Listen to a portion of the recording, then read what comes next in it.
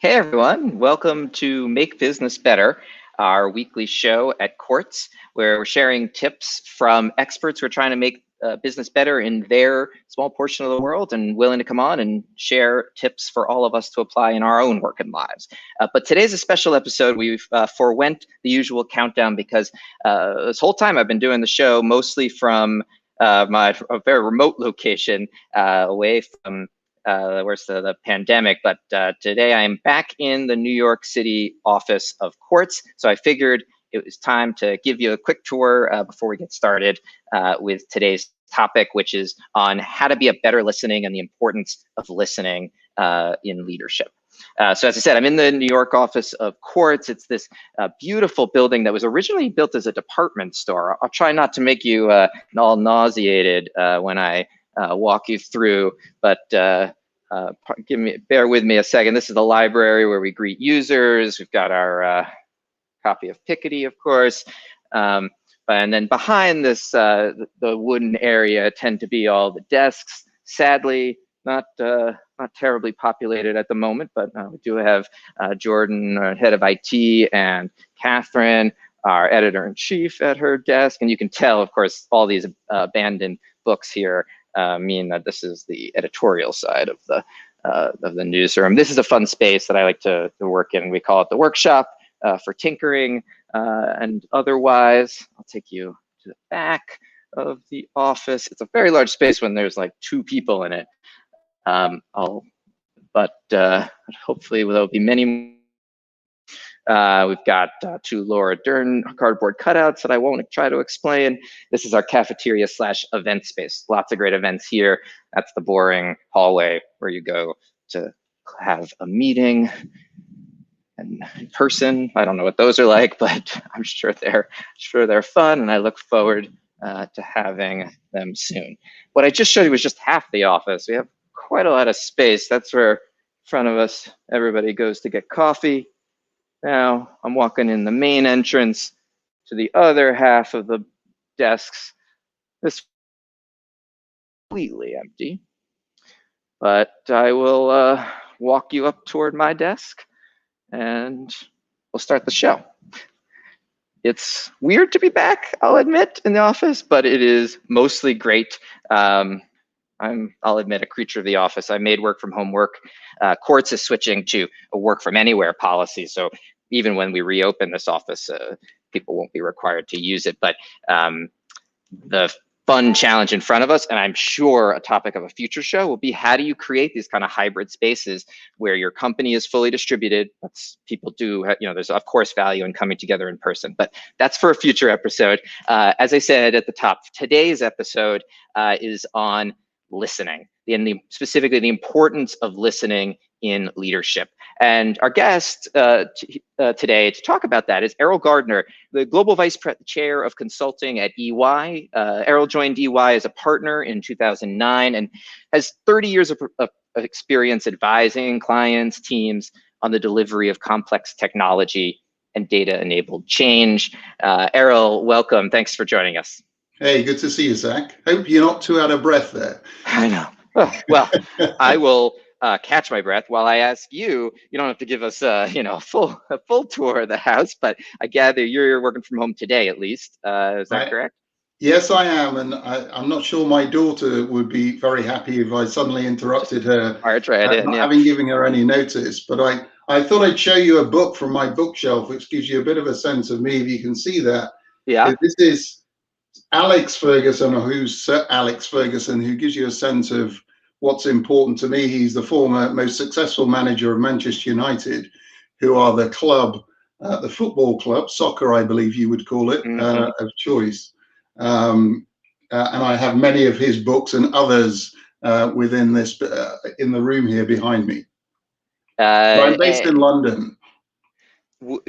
That's actually a great example to start with, I think, because a coach, I think stereotypically is seen as being effective by barking orders at the team and being the loudest person in the stadium. But I would have to imagine that listening is an important part of coaching too. Would you agree? Well, absolutely, and it's quite a. I'm not sure if I'm allowed to talk to about the great man himself, but he was infamous Please. for what used to be called the hairdryer treatment, which was literally, if you think about his team hadn't performed in the first half, at half time when they went back to the dressing room, he shouted at them so loudly that their hair literally went backwards, almost as if they were in the blow dryer of a real hairdresser. So there was a real sense that he was very loud, but at the same time, he was known for being able to put his arm around his people, talk to them one to one, connect with them in a very material way, which I think a lot of his people and his players appreciated. So I think that achieving that balance, I'm not saying that the hairdryer is the thing to be doing, but achieving that balance between, being able to listen to people and connect in the way that works for them best is really important. Yeah, well, that's a good setup for the Quartz Essentials we prepared for today's episode, which comes from a study a few years ago of surveying employees about the traits they look for in effective leaders. And across the board, what those employees in the survey said was that leaders who show a preference for listening are more effective leaders. And digging even more deeply than that, they are more likely to be able to build relationships, more likely to collaborate with other members of the team, more likely to take initiative, on and on. This is just one of many studies that speaks to the importance of listening. But I'll be honest, I don't think the studies, at least, properly define what we mean by listening. I got to imagine it isn't just what I'm about to do and shut up and let the other person talk. It's got to be more to it. And you're the expert, so I defer to you. How do you define what listening means in the context of the workplace, or effective listening? Well, I think what's important, and it's really interesting to see the outcomes of the study that you just described there. And I'd of course agree with those in terms of the sentiment. For me, listening obviously is a little bit about shutting up, right? So it's being able to resist the urge to jump in, interrupt, speak over people, all of those things that sometimes you see when people are having face-to-face conversations can certainly happen. But I think, so one thing is about that moment of hearing somebody. I think the other part of it is a bit more active, which says not only have you heard what somebody has said, but what do you do with that?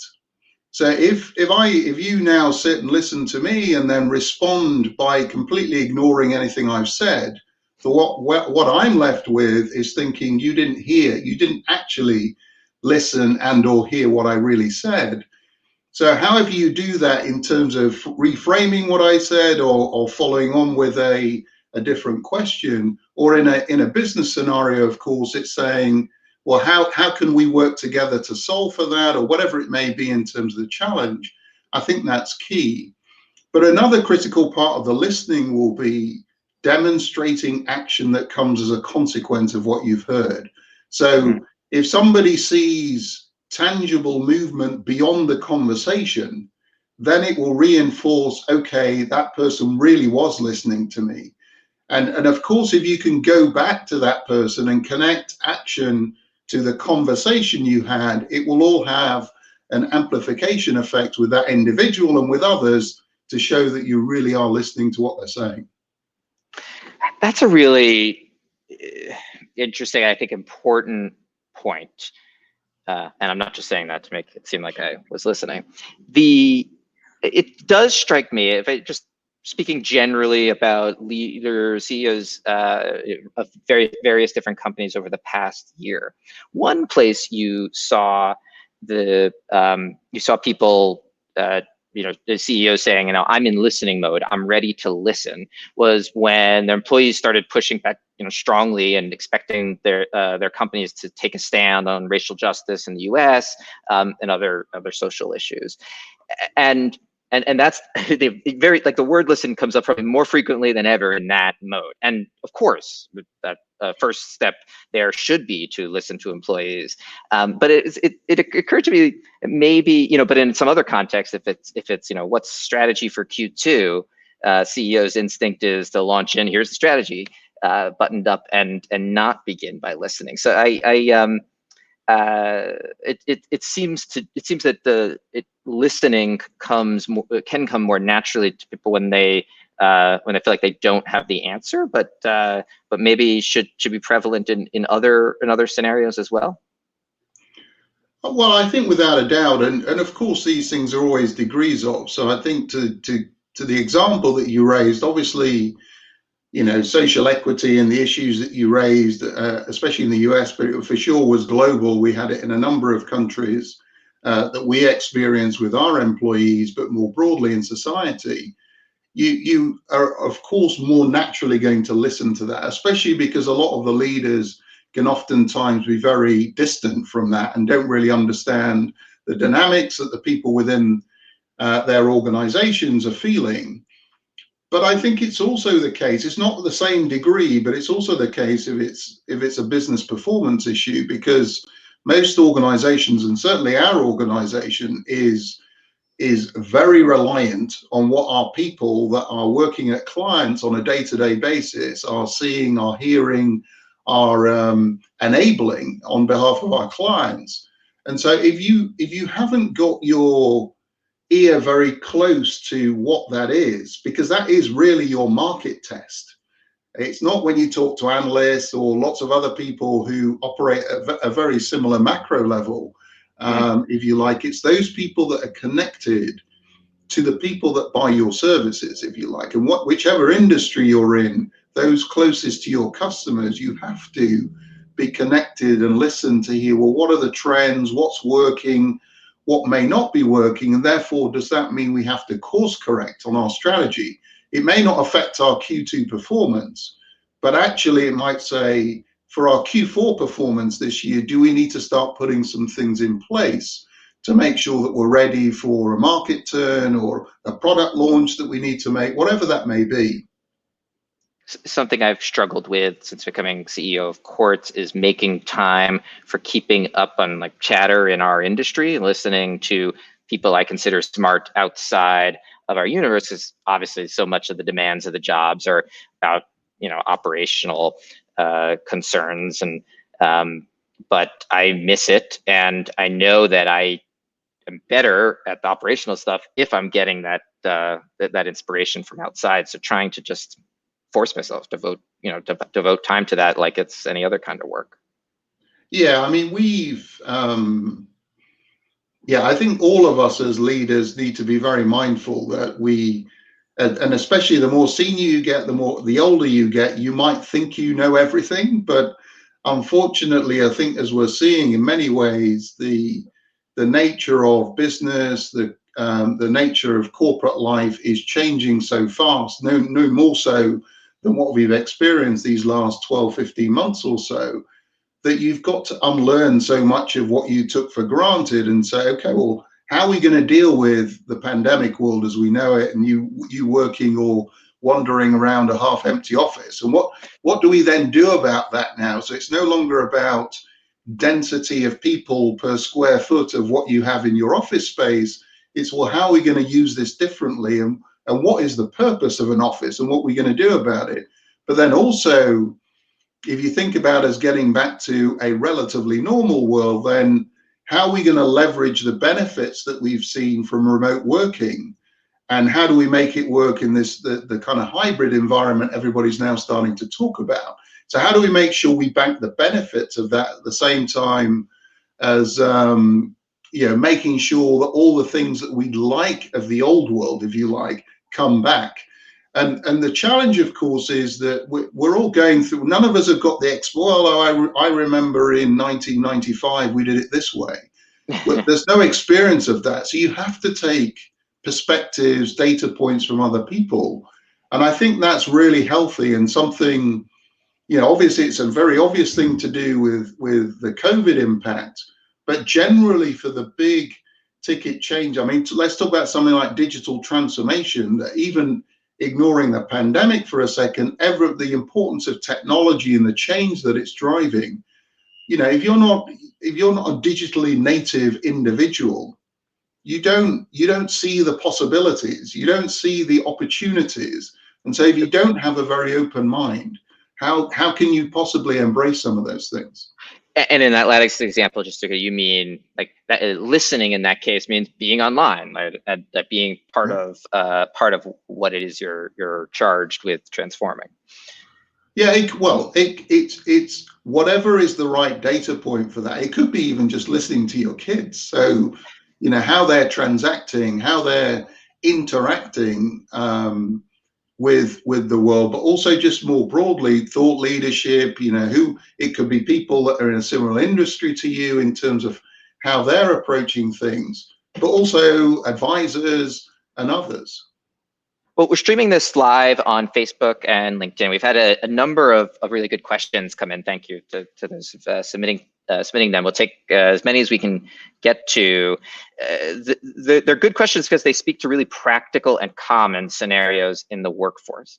So the first one is I guess about people who are really good at listening, so much so that their preferred mode of interaction in a meeting is just to be lean back, absorb it, probably have their own views, but feeling anxious or nervous, or just generally how introverts tend to feel in a large group about expressing their opinions in a meeting. How do you talk to employees about that? Or if you see someone who clearly has a lot to contribute and you want them to, they've mastered listening, but they need to get the other side right as well. How do you talk to that employee? Well, it depends what role clearly that I would be playing or others are in the meeting. Sure. I think it's really important for whoever's facilitating a conversation to understand some of the dynamics that you've spoken to. So if you have somebody who's dominating conversation, who's driving the car, who's driving the conversation and speaking arguably too much, then how do you find ways to moderate that? But similarly, how do you bring in and tease out the views of others that are being slightly more quiet in the room? And just linking back to, you mentioned about some of the social equity issues of last year. So one of the big listening, I think, revelations that people have for sure seen is just culturally, some people do not feel comfortable speaking up in certain forums. And so, we started instituting some thinking around this, calling an all-in moment, if you like, at the beginning of a meeting, so that actually people are compelled to put some of their views on the table in advance of any topic being discussed in the content of whatever's on the agenda, that you just say, I'd really like to talk about this today. I'd really like to make sure that we cover off A, B, and C on these topics today. How does that help? But making sure that all of the individuals say that. So it's not optional. Everybody has to contribute what they're doing, but it gives an opportunity then for those that are generally quieter in meetings to put something forward, and give those that tend to speak too much maybe an opportunity to hear some different perspectives. So even then, when they speak, they take into account some of the things that hopefully they'll have taken into account some of the things they've heard earlier. So that's something that we're starting to work through, because we hear consistently, that dynamic that you described plays out. It plays along cultural lines. It plays arguably at times on gender lines, and various other scenarios. Obviously, senior people versus more junior people in meetings. There are different scenarios that can play out. I was moderating a panel, obviously a different kind of context than a work meeting the other day. One man and one woman, and I was the moderator. And I'll just be blunt about it. The guy was totally, was dominating the conversation in totally inappropriate, borderline sexist way. And it's a tough, that kind of personality is tough to deal with in a room, right? I ultimately concluded afterward what I should have done was actually stepped in and stopped it. Awkward as that would have seemed in the moment, like, letting someone just run wild with meeting because they're clearly not listening and can't read the room because everybody else's eyes are rolling is not acceptable. It sends the wrong message to everybody else in the room or everyone else watching that panel. Does that sound right? That I should have jumped in more aggressively? Yeah, I don't know in that scenario whether course, they yeah. people that, well, whether they're people that work for you, in which case you've got a certain obligation, or that they're people that don't, if you like, work in your organization, in which case the dynamics you have to be a bit more careful of. But I think it's still important, depending on what role you have, if you like, in any conversation and dialogue, whether you're facilitating or you're part of that. And we're starting to talk about now some of these like bystander behaviors that people actually are more upstanders, if you like, so that they actually do register in a very polite and thoughtful way that what is happening and what you're observing is not appropriate. Because I think those learning moments come in the moment. I think very rarely do people, if you speak about that day, a week, or a month later, will think, well, I can't quite remember that conversation and what was it, and it becomes very hard to tie it in. So I think the more you find the opportunity, either in the moment or directly afterwards, to bring that up, I think the better. Yeah, makes sense. In this case, they were not employees. So you're right. The context is quite different. But yeah, in the workforce, I mean, letting that kind of thing go says exactly the opposite. It says that's okay and accepted. And yeah, I agree. It's honest to set that example. So another question we got was sort of the flips, the opposite, talking about someone speaking probably without thinking too much beforehand, and and perhaps putting out data or assumptions into the conversation that are just wrong. I see in like nice organizations, meaning companies full of kind people who are respectful to each other, which we should all aspire to be. All companies should be full of people like that. That this tends to be a problem because you want to be nice, don't want to call someone out for being wrong on face. But like, what's the point of wasting our time talking about data that's just incorrect? So you have any thoughts on that kind of a situation and correcting for it without losing that kindness, or maybe just respect is the right word, that you would still want to see in a meeting? Yeah, well, I think I'm not so sure about kindness, but I think respect is critical, right? So Sure. I think as long as you're respectful, it then comes back to the context, because I mean, I work across multiple countries, and therefore culture across those countries varies. And so you can't take an assumption of the culture in which you live is the way that you can interact in all of those environments and deal with situations like this in exactly the same way. And similarly, as I say, if the data belongs to somebody who works for you, and either they're presenting it to you, or they may be presenting it to somebody outside of your chain of command, but you're in the room, you'll deal with that differently to if it's data that is happening external to your organization, but you're in that conversation. But it's back to being respectful, both to the individual, that you're not calling them out and making them look small or appear and feel small. But at the same time, it's got to be a learning opportunity, because if you're not feeding back, if you're not giving them clarity in terms of what the issue was and how they need to approach it differently, then it's a little bit like the flip side of the discussion we had. I think you need to have that conversation in the moment so that people then address it thereafter. But context is really important.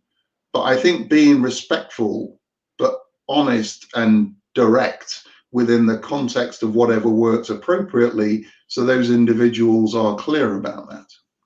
Yeah, it's right. A healthy company culture in respect, it includes being honest with each other. Yes. But the point you made a moment ago about dealing with clients and colleagues all over the world is a really good one. That must change the dynamics of, even just my first question, what do we really mean by listening? What's expected, and how do you show respect? varies dramatically. How do you, as someone who has to navigate that, how do you navigate that? Is this studying up, learning over time, just being yourself?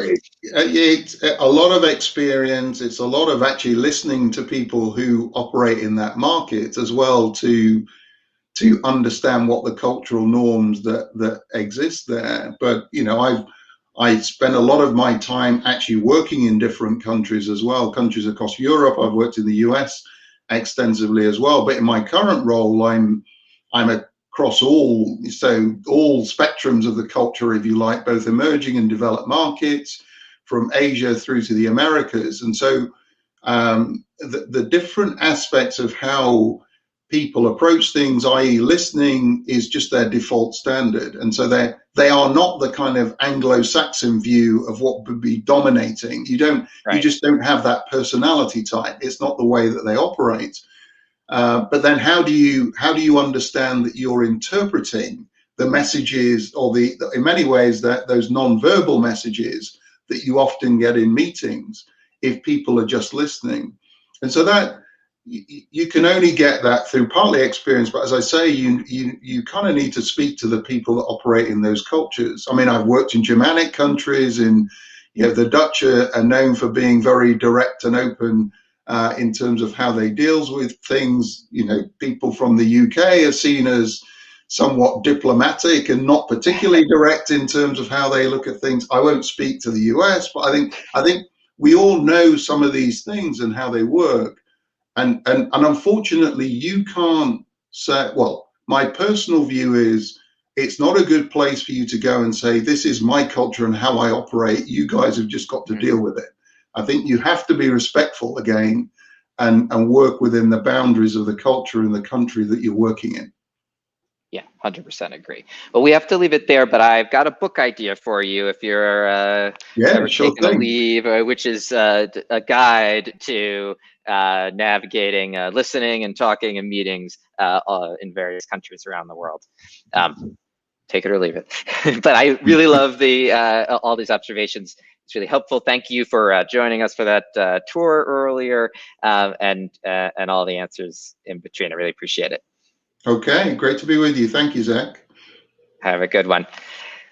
That's it for today's episode of Make Business Better. We did get one question that was about the tour at the beginning. Is it COVID safe in here, and will we have a policy for mask wearing?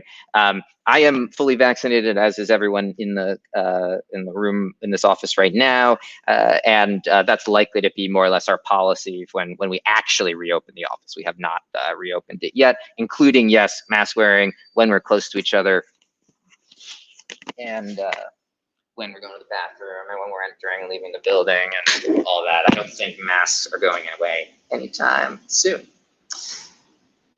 I'll join you next Tuesday at 11 a.m. Eastern time for our next episode. Thanks for joining us today. Have a great day.